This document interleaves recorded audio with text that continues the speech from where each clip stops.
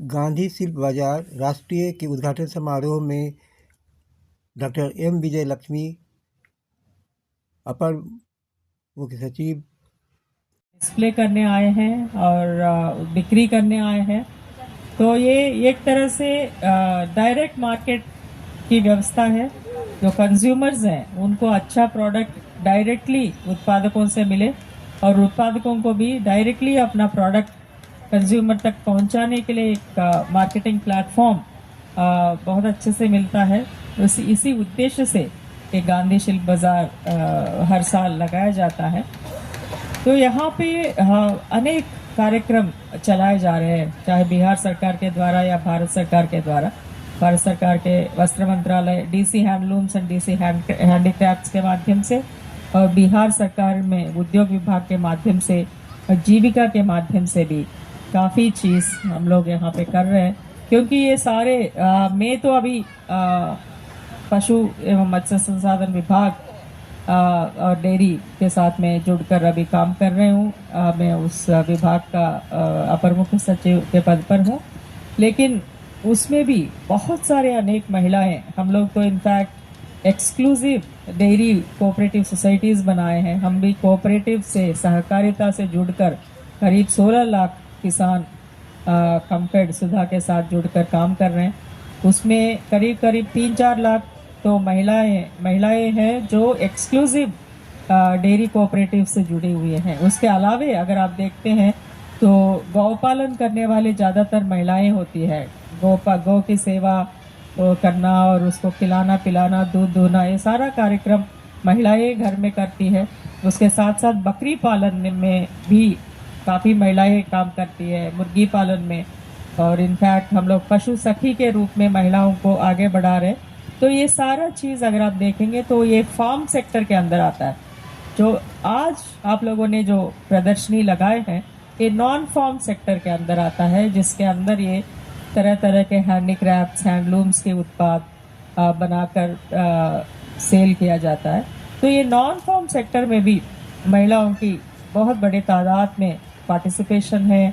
महिला उद्यमी के रूप में उभर कर सामने आ रहे हैं। अर्चना जी जैसे उद्यमी इतने सारे महिलाओं को इकट्ठा करके उनके साथ उनको नर्चर करके कोऑपरेटिव को अम्बपाली के रूप में आगे बढ़ा रहे हैं। तो इस तरह जो कार्यक्रम है उसके लिए सपोर्ट के लिए बिहार सरकार का भी बहुत सारी योजनाएं हैं। उनमें चाहूँगी कि उन सभी योजनाओं का लाभ आप लोग लें, और खास करके SC/ST के महिला उद्यमी हो, SC/ST के उद्यमी हो, उनके लिए भी अलग से भी कार्यक्रम है, तो उसका भी लाभ आप लोग उठाएं। और आफ्टर कोविड अगर आप देखेंगे तो ये सारे छोटे छोटे उद्योग बनाकर, छोटे छोटे क्लस्टर्स बनाकर क्लस्टर डेवलपमेंट प्रोग्राम्स भी काफ़ी सरकार ने किया है। बहुत सारे लोग जो विभिन्न राज्यों में काम करते थे वो वापस अपने घर लौट के आए हैं कोविड के समय में।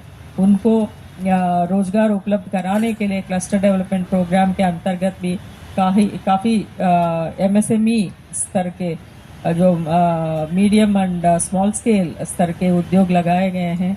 वो सभी यहीं पे रह के, अपने गांव में रह के रोजगार पा रहे हैं, अच्छा आमदनी पा रहे हैं। तो मेरे बहुत सारी शुभकामनाएं हैं सभी उत्पादकों को जो अपने प्रदर्शनी यहाँ लगाए हैं, और अम्बपाली को, अर्चना जी को जो इनको एक मौका देने के लिए हर साल 2-2 हार्ट्स लगाती है, और बिहार सरकार को और भारत सरकार के वस्त्र मंत्रालय को, जिसके तहत ये सारे कार्यक्रम चलाए जा रहे हैं। आप सभी को बहुत सारी शुभकामनाएं हैं।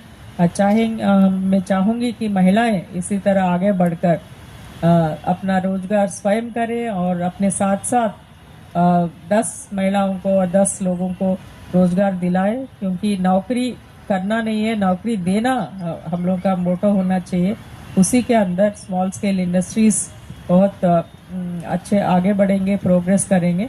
इन्हीं शब्दों के साथ बैंकर्स भी यहाँ पे है, तो बैंकर्स से भी मेरा अनुरोध होगा कि स्मॉल स्केल इंडस्ट्री को बढ़ावा देने के लिए आप जरूर लोन्स, ऋण मुहैया कराएं और इनको आगे बढ़ाएं। इन्हीं शब्दों के साथ आप सभी को फिर गांधी मैदान पटना में आयोजित गांधी शिल्प बाजार राष्ट्रीय में अवश्य पधारें और महिला उद्यमियों से होली की मार्केटिंग अवश्य करें।